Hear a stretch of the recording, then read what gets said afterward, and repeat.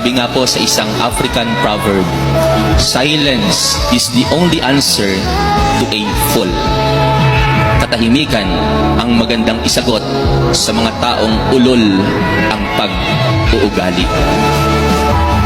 Pero alam niyo po mga kapatid, may isang bagay na mas magandang gawin bukod sa manahimik lang sa harapan ng mga taong mapanira, mapanloko, sinungaling at hindi loyal. At alam niyo po kung ano ang mas magandang gawin bukod sa manahimik? Alam niyo po ba? Tanungin niyo po ako.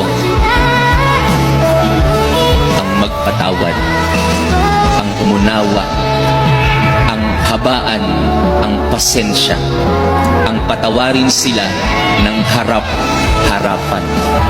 Yan ang pinakamagandang gawin sa mga taong bumabastos sa iyo. Patawarin ang kanilang kasamaan.